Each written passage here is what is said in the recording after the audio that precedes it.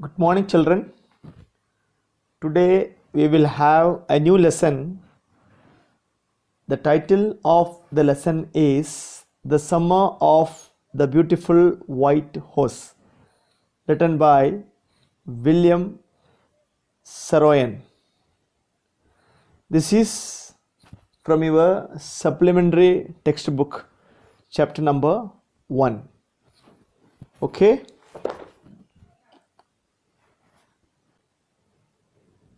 About the author. It is written by William Saroyan. He was born on August 31, 1908 in Fresno, California. Okay, that is very important. And he is an immigrant from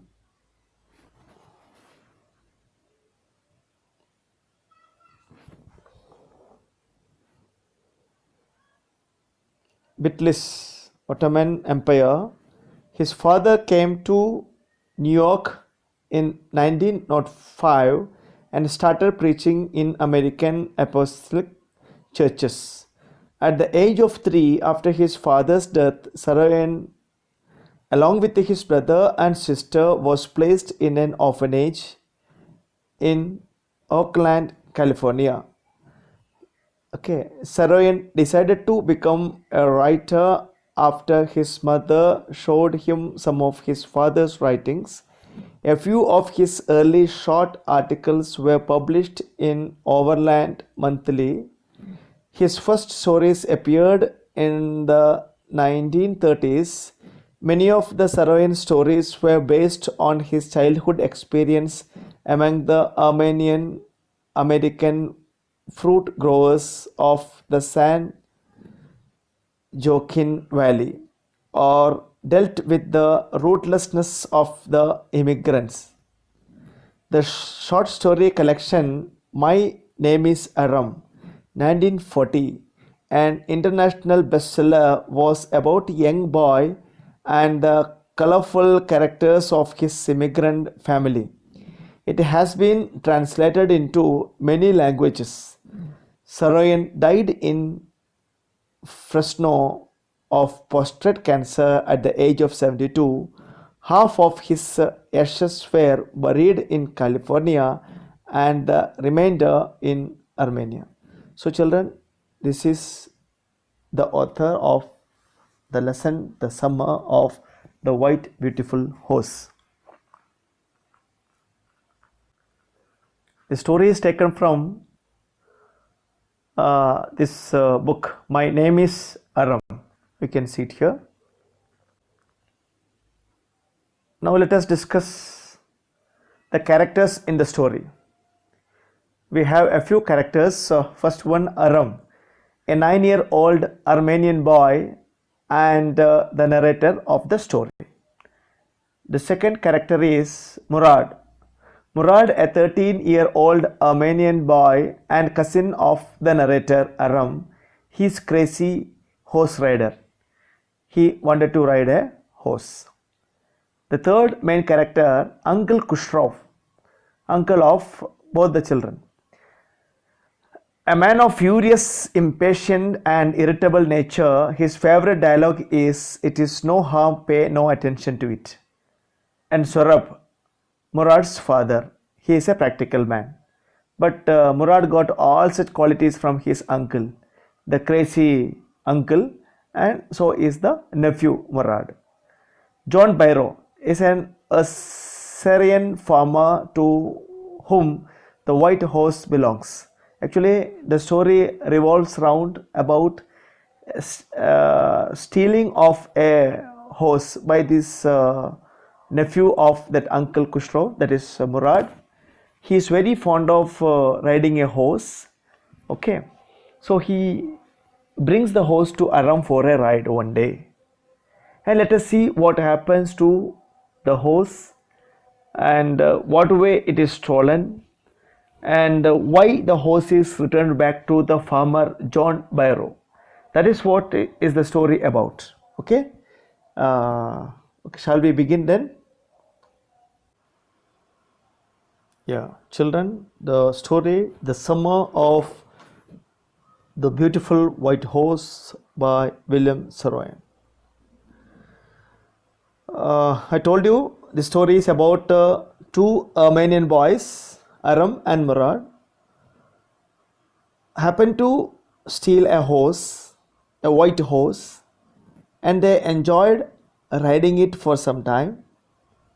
But these children belong to Garo-Glanian tribe, and that tribe is known for its honesty. They cannot steal actually.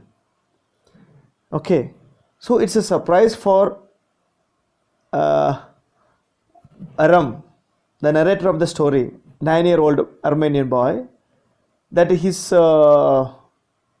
cousin bringing a horse for a ride, and he believed that it should be lost, it should be stolen, because the tribe is known for the poverty.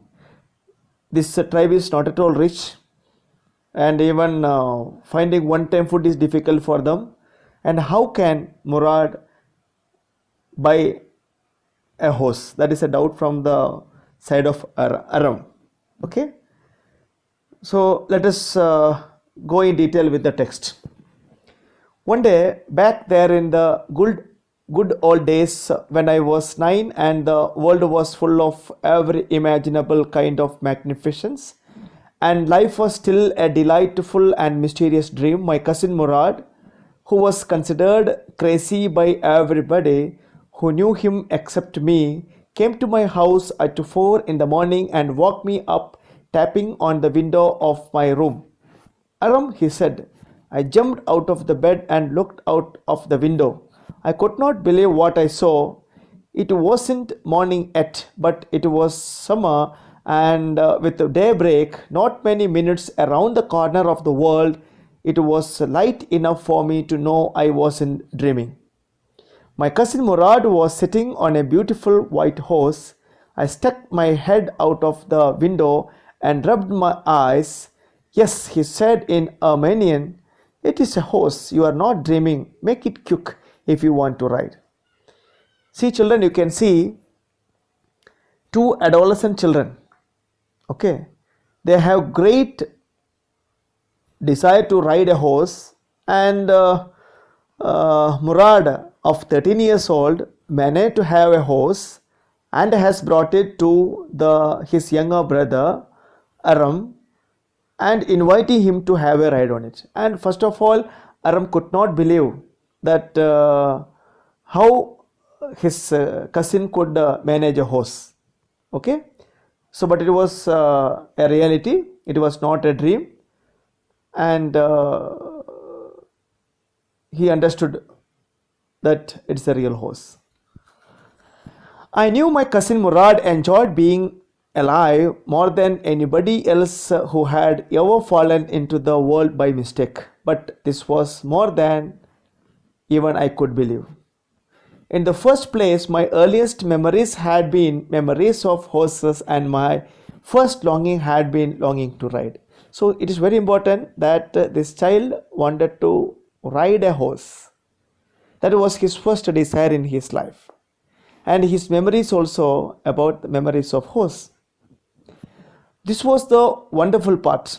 In the second place, we were poor. This is his desire to have a horse or to have a ride on it. But at the same time, the boy knows the reality that they were poor. This was the part that wouldn't permit me to believe what I saw. We were poor, we had no money, our whole tribe was poverty stricken. Every branch of the Glanian family was living in the most amazing comical poverty. So you please see the reality of that tribe. They are facing amazing comical poverty in the world. Nobody could understand where we ever got money enough to keep us with food in our bellies. Not even the old men of the family. Most important of all, though we were famous for our honesty. So this is another thing that you have to underline. the tribe is known for honesty. We had been famous for our honesty for something like 11 centuries, and that honesty has been continued for 11 centuries.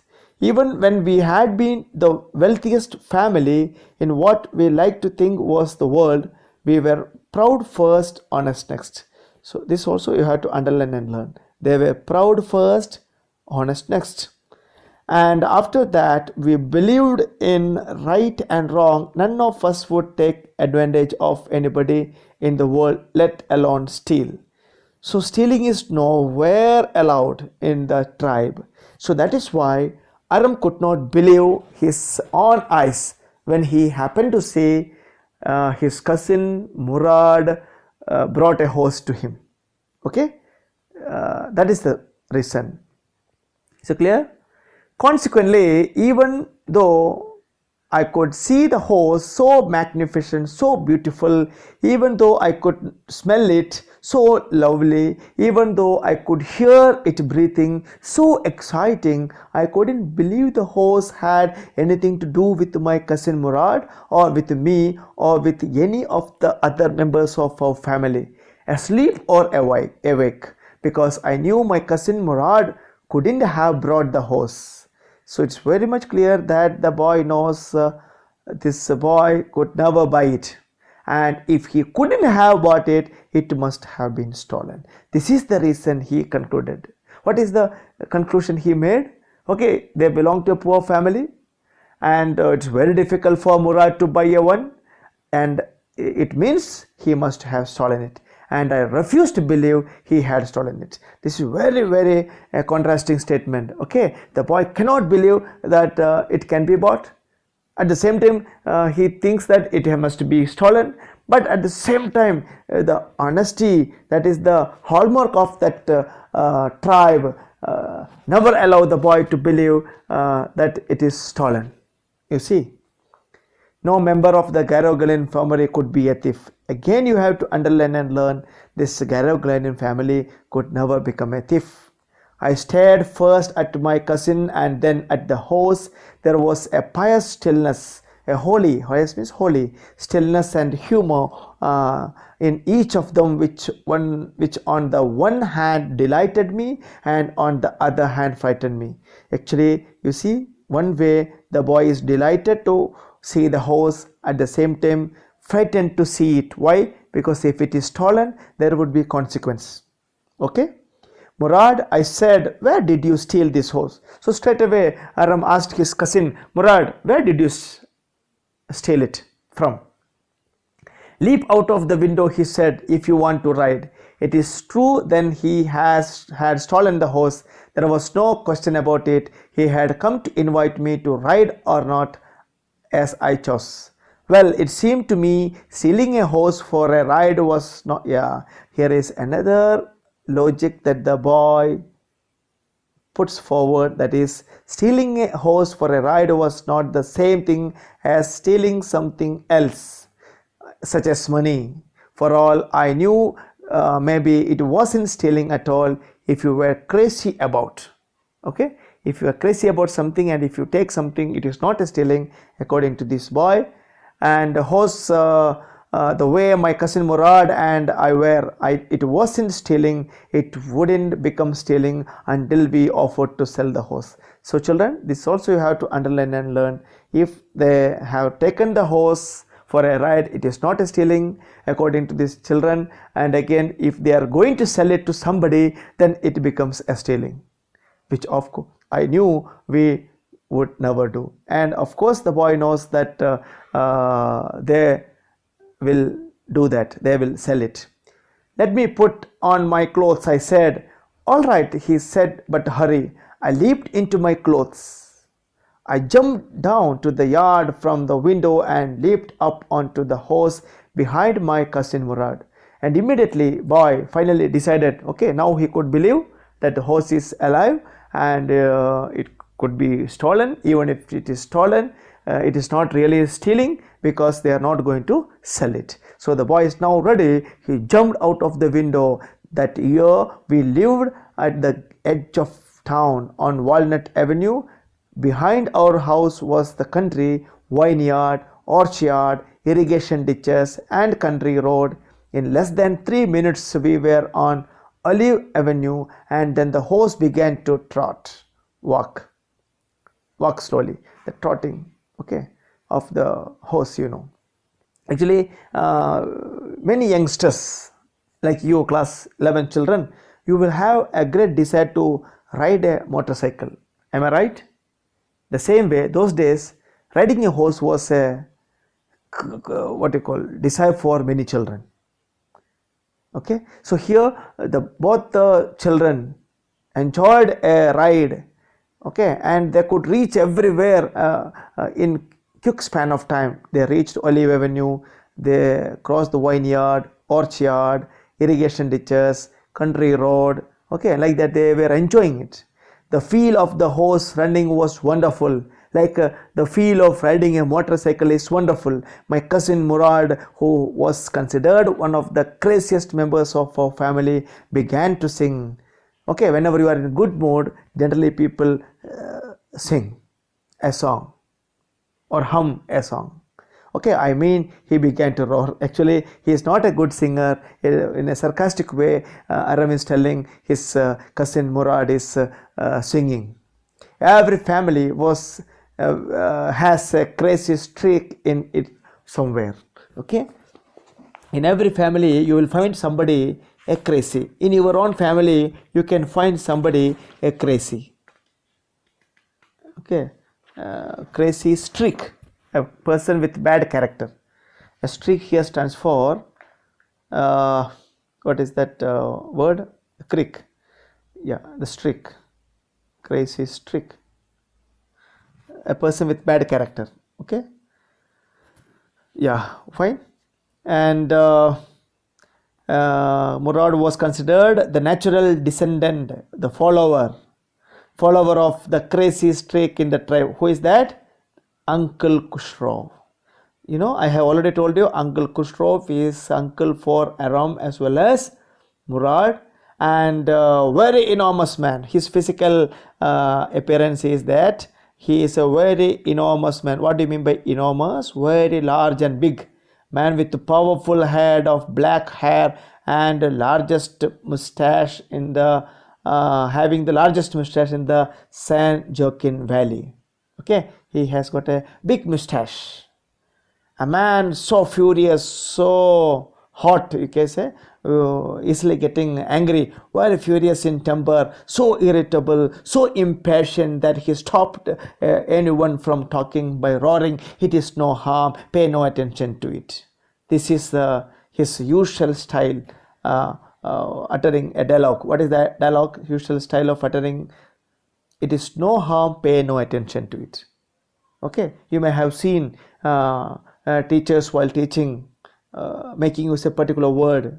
Okay, the same a punch word, for example, punch word, like that. This for this man, the punch dialogue is, "It is no harm, pay no attention to it."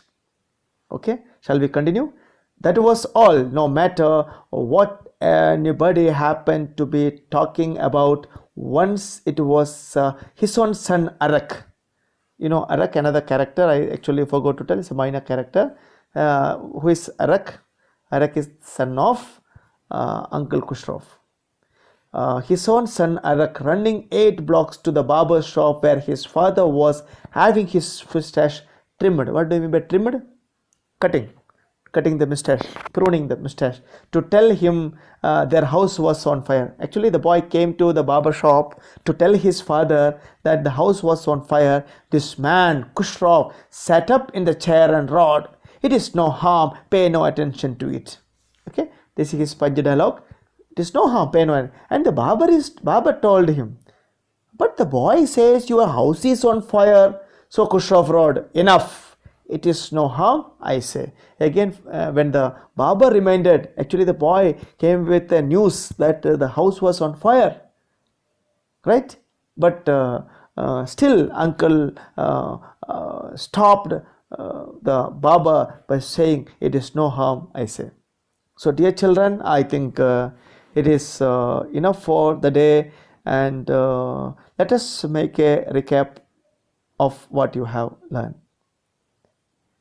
So I told you this story is about the two Armenian boys, Aram and Murad, okay, who lived in the village in San Joaquin Valley, California. And in one of the summer days, Murad brought a horse and presented before Aram. And Aram could not believe it because the Ender tribe is known for honesty.